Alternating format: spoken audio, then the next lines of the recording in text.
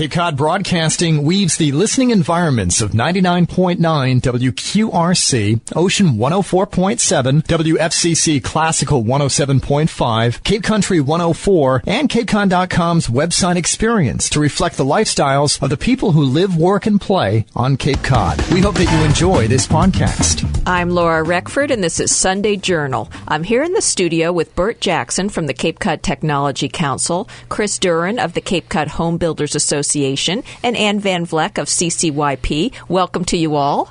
Thank you very much. Thanks, Laura. Thank you. We're talking today about the Smarter Cape Summit, which is coming up on Wednesday, May 6th at the Resort and Conference Center in Hyannis. And let's start by giving an overview of what this summit is. Ann? Sure. Well, this is an opportunity for the Smarter Cape partners put this event on, and it's an opportunity to bring the community together, bring stakeholders together, and really talk about Cape-wide solutions, regional solutions, and how we can have a smarter Cape Cod. This year in particular, it is a housing focus, and we loved the tagline, "It's smart to be dense." And we're going to take a look at the broader picture and then sort of come back down to the local level throughout the day. And we have some great keynote speakers that we'll talk about in a minute. But it's really about smarter solutions on Cape Cod, and this year it's particularly around housing. And the summit's been going for a few years, is that right? Is this the third or fourth? Actually, this is our fifth summit. The first summit was in 2011. That summit focused on broadband, and each year subsequent to that, we've had a summit that is either based around a particular issue or, in the case of the second summit, we had 7 tracks. That was quite an experience that year. I think what's exciting about this conference is that it is not just talking about the issue. I've gone back through archives, and we've been talking about this issue for years. What I think is exciting about this is bringing experts together who will really not only talk about it, but come up with some solutions. Now, whether they're solutions that there's political will and power to make them happen, we really are excited that we're going to come away with some takeaways, some action steps, some things that we really, really think will not only address it, but hopefully begin to solve the problem. And I think that's the most exciting thing about this summit. One of the things that was the reason for putting the Smarter Cape Partnership together in the first place was to work to break down silos on Cape Cod and to get stakeholders, CEOs from various organizations together to talk about what's going on. Number one, so that you're not duplicating effort, but also for each organization to inform the other about what issues are most important to them. And we realized that we have a lot of common issues. And then the next phase of this was how can we apply smart thinking, take lessons learned from communities, 21st century communities around the country and around the world, both from a technology and a process standpoint, to see how we can take those lessons and apply them here on the Cape, which is obviously a forward-thinking, intelligent community in and of itself, and break down the silos, pull people together, and get something done. And a lot of people are involved with the planning of this event, and you are all involved, obviously. Who are some of the other players who are involved? So the Smarter Cape Partnership is made up of, there was an original group of 5, which was the Cape Cod Technology Council, Open Cape, the Cape Cod Chamber of Commerce, of course, and Cape Cod Commission. The Cape Cod Commission, thank you. And then more recently, CCYP was invited to join. The Home Builders and Remodelers Association of Cape Cod was invited in. The Cape and Islands Association of Realtors was brought in. And we really are, did I get everybody? Cape Cod Community College. Oh, yes, and the college, of course, Cape Cod Community College. We meet frequently, and as Bert mentioned, we really are all focusing. We're all region-wide organizations, and this is something that is a pain point, if you will, for all of us. I think for everyone on the Cape, and this is something we have very animated, action-oriented conversations about really trying to be part of the solution. And I wanted to give our listeners an overview of each of your organizations and why you're involved. So, Chris, let's start with you on that. Sure, thank you. Again, it's the Home Builders and Remodelers Association of Cape Cod. We are actually celebrating our 65th anniversary here on the Cape. We are over 270 member companies, builders, remodelers, and all of the trades and services and vendors that support the building industry.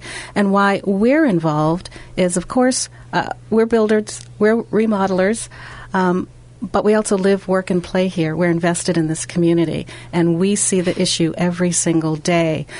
Land is a fixed cost. Plywood is a fixed cost. There are so many fixed costs. How can we get more homes on pieces of land where that will bring down the cost? And that's a big, big issue for us. And we're also a huge economic driver here on the Cape. Just last year, almost $500 million from permits that were issued and remodeling single-family homes get pumped into the economy. And we don't want that to stop. We want the Cape to grow, but in a smart way. Absolutely, and that's big business on the Cape. Now, Bert, what is the Cape Cod Technology Council? The Cape Cod Technology Council, I suppose, would be the middle-aged organization among the three of us here. We've just passed our 20th year. The Technology Council connects technology entrepreneurs and investors, people who are educating in technology with those who want to learn about technology. And we promote the use of technology here on the Cape. We feel that technology business is one of the ways to increase salaries for young families who are moving here. Most technology businesses are low environmental impact businesses. So those are some of the things and some of the initiatives that we've been working on. And Ann, CCYP, the newest organization around the table here? Yes, I know. We are celebrating our 10-year anniversary, and it does seem like we are very young, although I feel like we're really starting to focus on impactful work. Our mission around retaining, recruiting young people, young families, how can we help people stay and thrive on Cape Cod? As we've talked before, Laura, results of Shape the Cape study showed that our demographic is really housing cost burdened, and there's a lack of availability, accessibility, affordability, for sure, of housing. So, and we just did another survey that was a housing-focused survey that we wanted to dive more deeply into that. So at the summit, we'll be showing those results and explaining those results. We have some testimonials also at the summit. So we're excited to be collaborating with these organizations because we also realize it's not just a problem for young people and young families. It's a middle income issue. It really affects a lot more people. So we're excited to be a part of the partnership. And this year's Smarter Cape, as we've been saying, is concentrating on housing. How do you decide what to focus on for the Smarter Cape conference? It evolves out of the meetings that we have. As Ann mentioned, we get together. We shoot for twice a month when we're not planning a summit, and we get together and we talk about various issues. It's very organic. There's usually not an agenda when we're meeting, and it was back in the fall. I think we were talking about housing. Chris came on board from the Home Builders Association, and we realized that this is just such a critical issue for young families and middle-class people here on the Cape in general to find housing that they can afford to live in. And how can we approach that with some of the principles of smarter living that we've been working with? I'll just add that it came to the forefront through the Shape the Cape study, but I know, and Bert just pointed out about the individuals, but I know from Wendy's perspective at the Cape Cod Chamber of Commerce, it's an employer problem as well. So it's something that it's risen to the top with their economic development pillar. And so it was just this intersection of all these organizations saying, yeah, what can we really do about this? And together we're really able to make some change. We're really excited about the lineup of speakers. And as Chris mentioned, we'll be presenting some next steps and some takeaways. We want to keep this moving. We don't want this to be a summit where people sit and listen and absorb and then it remains stagnant. So we're really focused on action. I'm Laura Reckford, and this is Sunday Journal. We're talking this morning about the Smarter Cape Summit, which is coming up on May 6th. And I'm here with Bert Jackson, Chris Duren, and Ann Van Vleck, who are all involved in the planning for the conference. Now, Ann, you just mentioned the speakers, and who are some of the speakers that will be at this year's conference? Well, I will mention that the presenting sponsor of the conference is Cape Cod 5, so Dorothy Savarese will kick things off for us. And Barry Bluestone from Northeastern University, who was really critical in the Shape the Cape study, is going to be the kickoff speaker with The Art of Possible. And I'm going to pass it to you all because I know you're more familiar with some of the other we've got some great other speakers. Sure. After Barry, I've invited Debbie Bassert from the National Association of Home Building, who can really give us some great examples of what has worked across the country and what other builders are doing, what other communities are doing to address the issue, and hopefully walk away from that talk very inspired and hopeful that we can do the same here. And I believe after Deborah, we have a woman, Deborah Watts, speaking about broadband Open Cape technology and how that really impacts neighborhoods and communities, and obviously something that we want to improve upon here. The next speaker after Deborah Watts is Clark Ziegler, and some may be familiar with him. He's the executive director of the Mass Housing Partnership. So obviously Clark deals a lot with affordability issues, public-private financing, so we are thrilled to have him join us. And then I will just go on and I'll turn it over to Bert for the after-lunch speakers. But right before lunch, we've invited a woman who owns a company, Oak Tree Development, and they have a patented product called Green Stacks. And for the viewers, if you can imagine maybe shipping containers, but really gorgeous, good-looking shipping containers. And they do... it's almost Lincoln Log-ish in a way. They can stack them. Legos. You go, Legos. Yeah. And is it a house? It's a living unit of some sort? They do multifamily. Okay. So you can stack these units and pretty much fit it on any piece of property and have it be 20 units, 30 units.